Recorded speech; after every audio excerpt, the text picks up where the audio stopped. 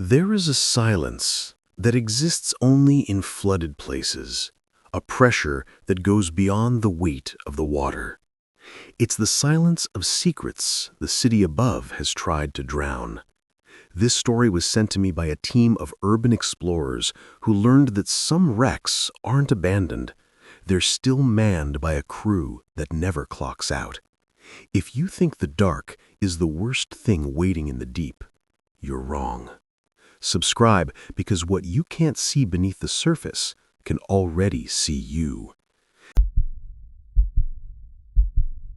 This account comes from a team of 3: Leo, the leader, Maya, the historian, and Finn, the tech and dive expert. Their target was a legend among urban explorers, the River Ghost, a maintenance train lost in a service tunnel beneath the East River when it was catastrophically sealed after a mysterious flood in 1958. They weren't just thrill-seekers, they were documentarians, armed with full-face dive masks and underwater comms, determined to find the truth. The descent was a baptism into another world. The water was ink black and paralyzingly cold, a stark contrast to the summer heat above. Their powerful dive lights cut through the gloom, revealing a tunnel frozen in time, rusted rails, peeling paint, and a thick layer of silt that swirled like fog with their every movement. The only sound was the rhythmic, mechanical hiss of their own breathing. For the first 20 minutes, it was a sterile, exhilarating archaeology.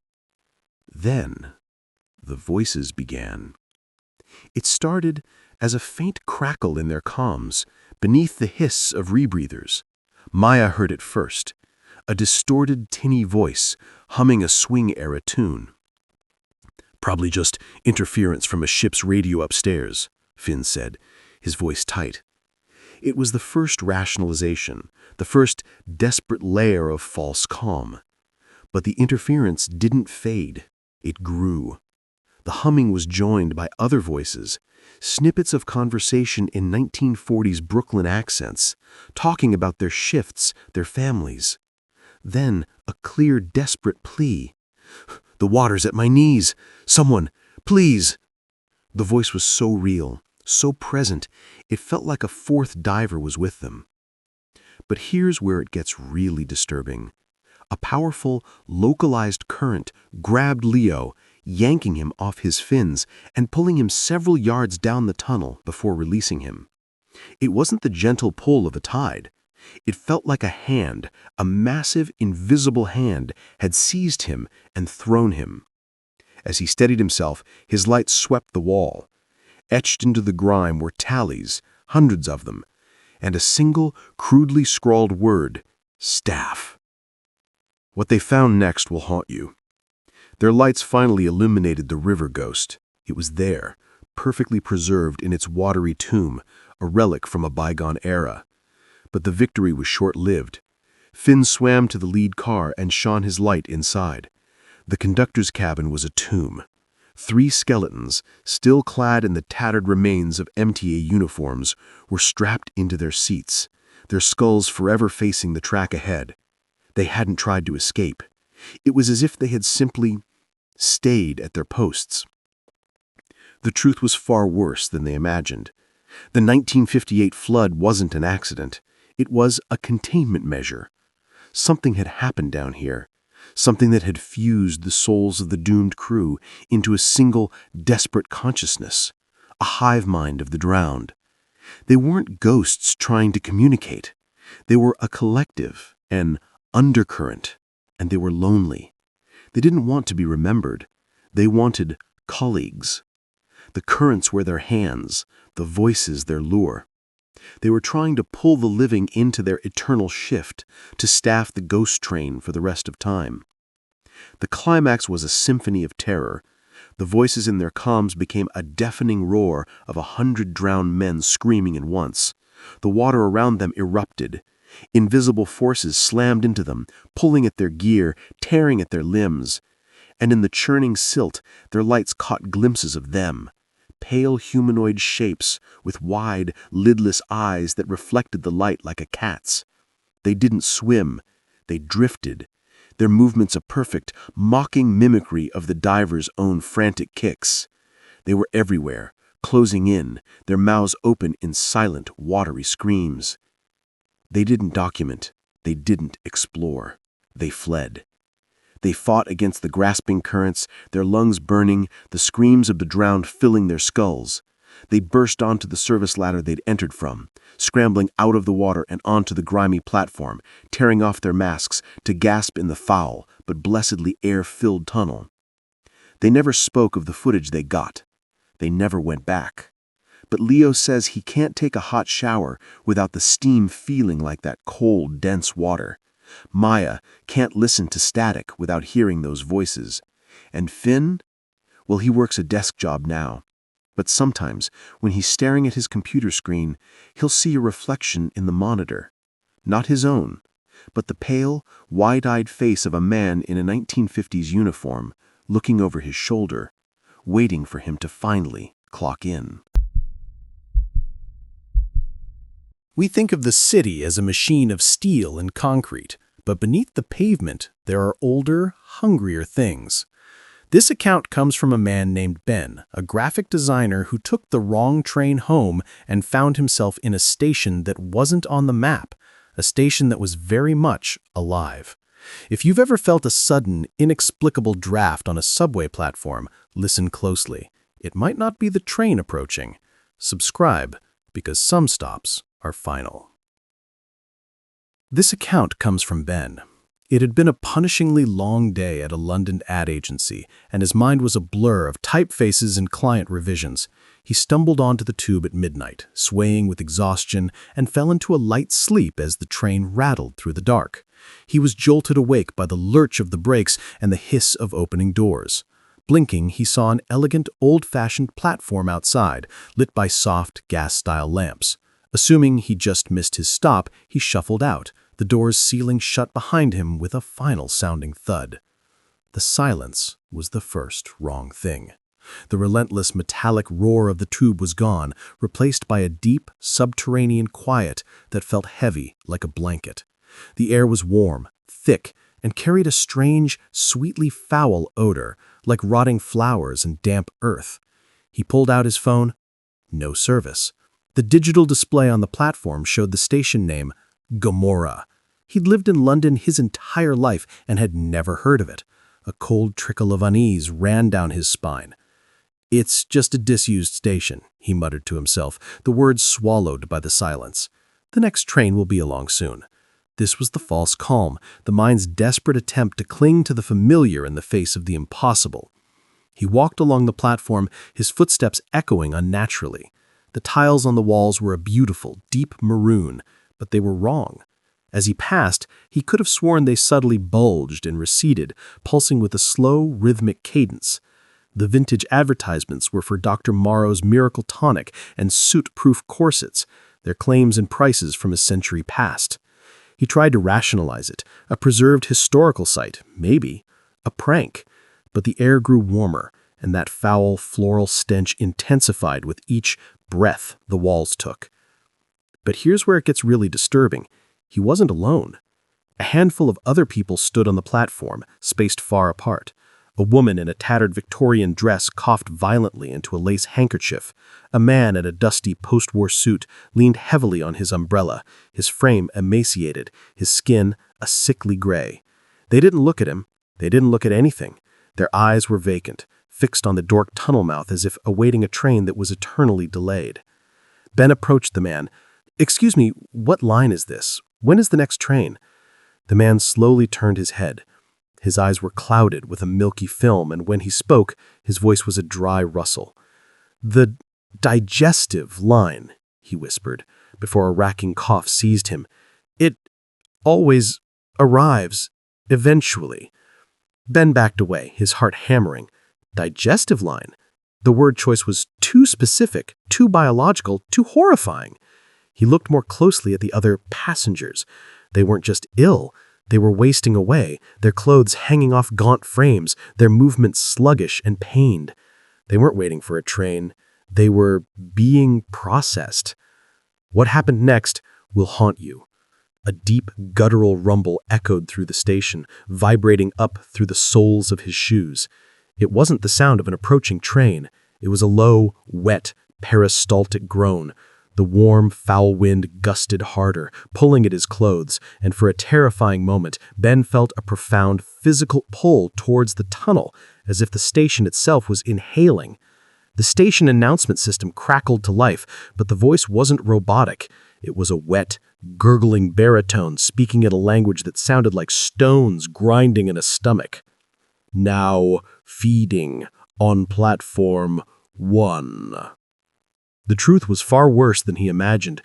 Gomorrah Station wasn't a forgotten relic. It was a predator. Built unknowingly over a mass plague pit, the collective suffering and death had given rise to a low-level consciousness, a digestive entity. The station was its mouth and stomach. It lured the lost, the tired, the inattentive, and slowly broke them down, feeding on their life force over decades. The passengers were its current meal, trapped in a slow, agonizing process of absorption. The pulsing walls, the warm air, the foul smell, it was all part of a living, breathing digestive system. The climax was a race against the station's metabolism. The next inhalation was coming. He could feel the pressure building in the air, the pull growing stronger. The emaciated passengers began to shuffle slowly, inevitably towards the tunnel's edge, compelled by the entity's hunger.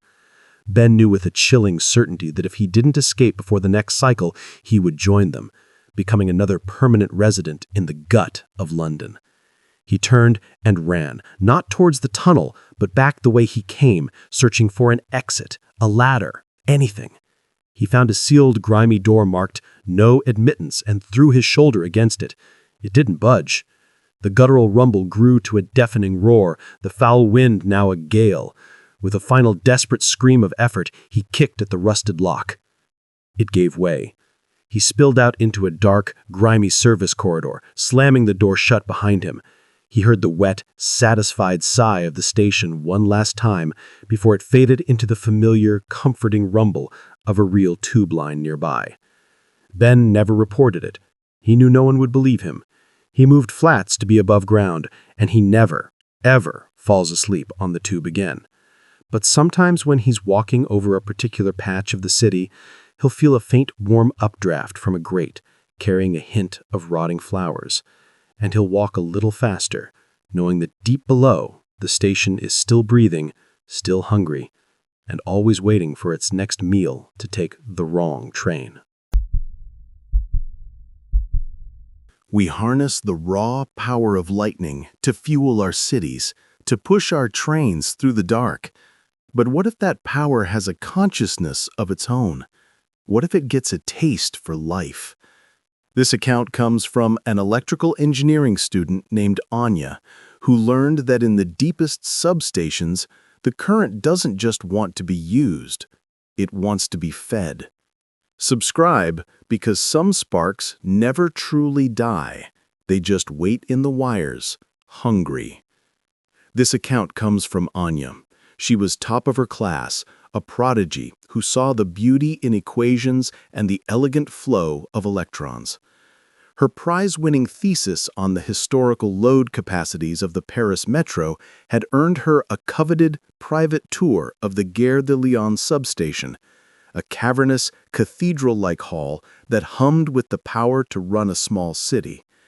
Her guide, a weary veteran named Claude, led her through the maze of transformers and switchgear, his voice a low drone against the omnipresent 50 Hz hum. The tour was a dream come true, but when Claude received an emergency call about a fault on the line, he had to leave abruptly. "Wait here, I'll be 5 minutes," he said, stepping out a heavy security door. A moment later, Anya heard the distinct, final thud of the lock engaging. He'd forgotten she was there. Panic flooded in her chest, but she smothered it with logic. "He'll be back. I'm safe here." It was a false calm, a scholar's faith in order, soon to be shattered. The first sign was the hum. It deepened, shifting from a sterile background noise into something that vibrated in her very bones. It wasn't just a sound anymore. It was a voice, a single, whispering word woven into the electrical frequency. Stay. She shook her head, blaming fatigue and the overwhelming sensory input, but the whisper persisted, a siren song of pure voltage. But here's where it gets really disturbing. She decided to use the time productively, taking notes on the vintage equipment. As she passed a bank of antique glass-fronted switches, a movement caught her eye. In the reflection, she saw a man in a 1920s-era technician's uniform standing behind her, his body rigid, his face locked in a silent scream, blue-white arcs of electricity crawling over his skin. She spun around. The room was empty. Her heart hammered against her ribs. Then she saw another and another, flickering, spectral figures frozen in the moment of their death by electrocution, their forms superimposed over the humming machinery like gruesome holograms. They weren't ghosts in the traditional sense. They were echoes, recordings of fatal energy discharges burned into the very fabric of the substation. Trying to document the phenomenon, she pulled out her phone to take a video. The moment she hit record, the live third rail along the service track at the room's edge flared. A bolt of spectral, sapphire blue energy arced from the rail, not with a crackle, but with the sound like 100 people screaming at once. The energy coalesced for a split second into a shifting, agonized face before dissipating. A heavy wrench clattered off a workbench and rolled to a stop at her feet, as if handed to her by an invisible worker. What happened next will haunt you. The whispering in the hum grew clearer, more insistent. It was no longer asking her to stay. It was making a promise. Join us. Become power. Eternal. The flickering figures of the dead technicians began to move in a jerky, repetitive pantomime, reaching for switches, tightening bolts, performing the same tasks that had killed them.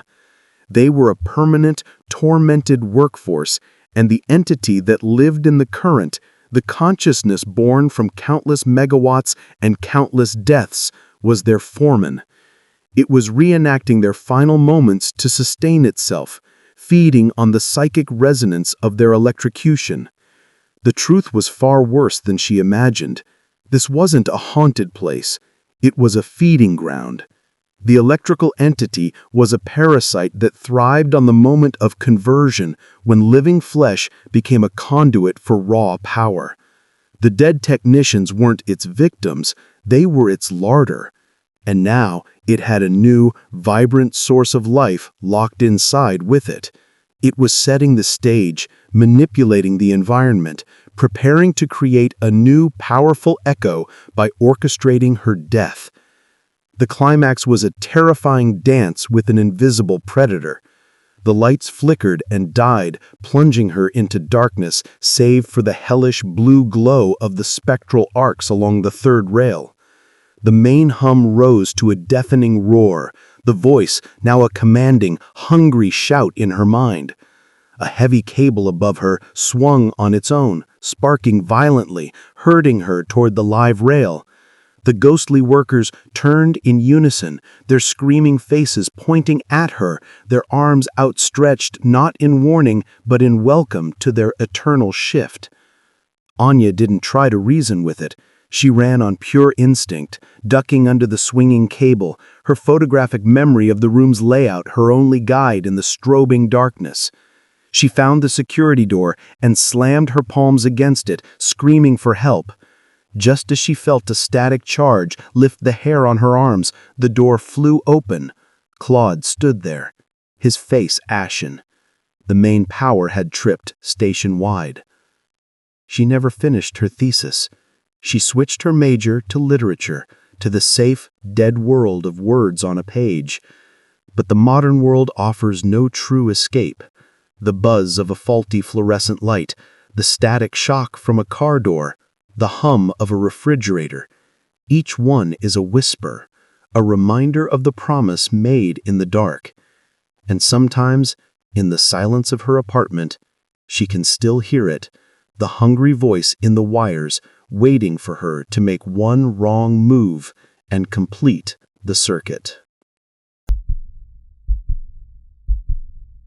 Governments bury their secrets, but sometimes the secrets don't stay buried. They fester, they grow, and in the darkness, they become something new. This account comes from a documentary team who went looking for a ghost from the Cold War and found something far more tangible and far more hungry. If you think the truth will set you free, you haven't met what guards it. Subscribe, because some doors, once opened, can't be closed. This account comes from a team of 3. Carl, the director, Lena, the researcher, and Pyotr, their local fixer. They were in Moscow to investigate the legend of Metro 2, a secret subway system rumored to have been built for the Soviet elite. Pyotr, through shadowy contacts, had secured them access to a forgotten ventilation shaft that supposedly led into the system. Their goal was to find proof, to document the ultimate Cold War relic. The descent was like being swallowed. The shaft gave way to a tunnel of stunning scale, wider than any public metro line, its architecture brutally functional. The air was stale and carried a bizarre layered smell. Old ozone from faulty wiring, the tang of rust, and beneath it all, a sweet, musky odor that Lena could only describe as denning. It was the smell of a large animal's lair. Their headlamps revealed walls scarred with pickaxes and lined with conduits for cables that had long since been stripped out. "This is it," Carl whispered, his voice full of awe. "The motherlode." It was a false calm built on ambition, blinding them to the evidence that they were not the first to come here, and that some who came never left. They found the nest in a vast circular chamber that might have been a command center. It wasn't made of twigs and leaves, but of shredded material. They shone their lights on a mountain of decomposed paperwork, torn KGB uniforms, and splintered equipment. And woven throughout this nest of secrets, holding it all together, were bones. Human bones. The sheer scale of it was suffocating. This was not a place, it was a horde. But here's where it gets really disturbing. A figure emerged from a shadowy archway. He was emaciated, dressed in the tattered remains of a Soviet officer's uniform, his eyes wide and unnervingly bright. He moved with a skittering, unnatural gait, as if his joints didn't bend correctly. He called himself the caretaker. "I have been waiting. I keep the secrets. I protect the truth." He knew things he shouldn't, their names, the purpose of their film. He spoke of Politburo meetings and paranoid directives as if they had happened yesterday. Pyotr, growing pale, urged them to leave. The air grew thick with the sound of skittering. 1,000 tiny claws on concrete, though they saw no rats. What happened next will haunt you. While Carl tried to interview the caretaker, Lena noticed something on their live camera feed. The caretaker stood behind Carl, but on the screen, his shadow on the wall was not the shadow of a man. It was a massive, shifting horror, a single grotesque form with dozens of twisting human-like limbs all tangled together into one squirming, impossible shape. A rat king, not of rodents, but of people. The truth was far worse than they imagined. The caretaker was not a man. He was the Lair's guardian, a physical manifestation of the state's paranoia and its brutal habit of disappearing those who knew too much. The souls of the betrayed, the executed, the buried alive, all the secrets the system had consumed had been fused into this one collective consciousness. It didn't just guard secrets, it was the secret. It absorbed the identities of anyone who discovered it, adding their knowledge, their form, to its own ever-growing, tangled body. The skittering wasn't rats, it was the sound of its countless constituent souls scratching to get out. The climax was a moment of pure body horror revelation. Pyotr, in a panic, drew a small knife and told the thing to stand back. The caretaker's head tilted to an impossible angle. His smile stretched, showing too many teeth. "We are the state, and you are now a citizen." Its form began to shift and bulge, the tattered uniform straining as new limbs, pale and grasping, pushed against the fabric from within. It was preparing to add them to its collection, to unravel them and weave their very beings into the nest. They didn't fight. They ran. They fled through the brutalist tunnels, the sound of that skittering gate and the chorus of whispers echoing behind them. They didn't stop until they were back in the blinding daylight, the mundane sounds of Moscow a surreal blessing. Their footage was destroyed. Their story never told. Carl left documentary filmmaking altogether. Lena has nightmares of being woven into a nest of paper and bone. But Pyotr never quite seemed the same. A week after their return, Lena saw him on a street corner. He didn't recognize her. His movements were just a little too stiff, his eyes a little too wide. And when he turned to walk away, his shadow, for just a second, seemed too large and writhed with a life of its own. The Rat King hadn't kept them all, just one. And it was now walking the streets, a new perfect skin for an old, hungry secret. We see the massive tunnels, the engineering marvels, and assume we are masters of the earth. We are not. We are merely guests, and sometimes we dig in a place that is already occupied. This account comes from a safety inspector named Kenji Tanaka, who was sent to assess a sinkhole and discovered that the ground beneath the city isn't just rock and soil. It has a metabolism, and it's hungry. Subscribe, because the greatest threat isn't a collapsing tunnel. It's the tunnel that is actively consuming you. This account comes from Kenji. He worked for the Tokyo Metro, a man trusted with the structural soul of the city. His latest assignment was a perplexing one. A sinkhole had opened in a supposedly stable, finished section of the perpetually delayed Oshimen line. The project was a city planner's nightmare, plagued by budget overruns and bizarre, unexplained geological shifts. The site was eerily quiet, the usual construction din replaced by a low, almost imperceptible hum that vibrated in the teeth. The moment he descended into the sinkhole, the air changed. It was warm, humid, and carried a faint, coppery smell, like old blood and wet clay. His boots didn't crunch on gravel. They sank into a soft, fibrous material that coated the tunnel floor. Shining his light on the walls, he saw they weren't solid concrete. They were a strange, layered matrix of sediment, twisted rebar, and what looked disturbingly like compressed, fossilized bone. He took a core sample, the drill biting easily into the strange material. Unstable geology, he noted in his log, the professional term a flimsy shield against his rising dread. It was the first critical failure of his false calm. But here's where it gets really disturbing. As he worked, he heard it, the sound of sobbing.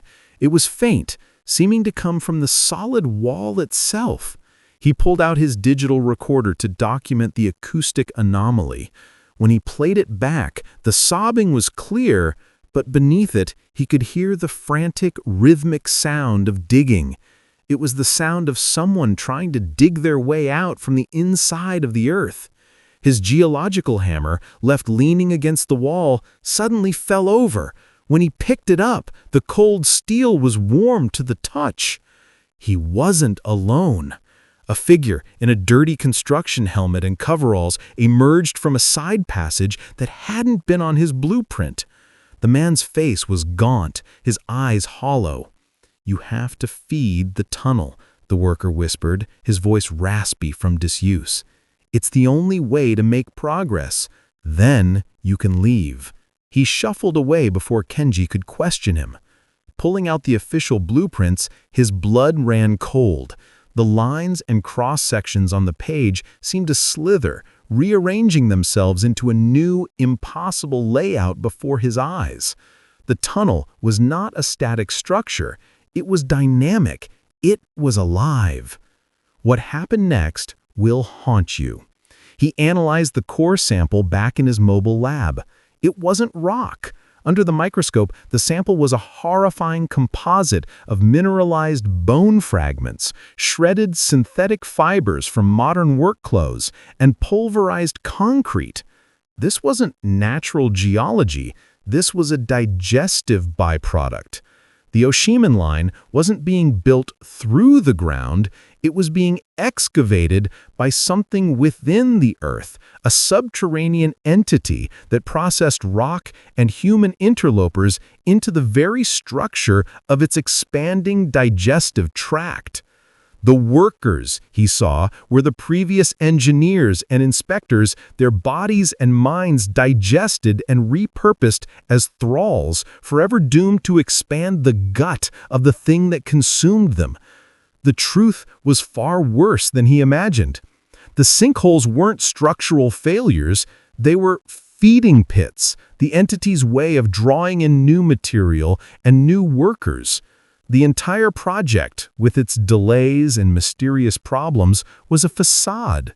The city wasn't building a subway, it was providing a continuous meal for a leviathan sleeping beneath the asphalt. The climax was a visceral understanding of his own fate. The low hum intensified into a deep, guttural gurgle that shook the entire tunnel.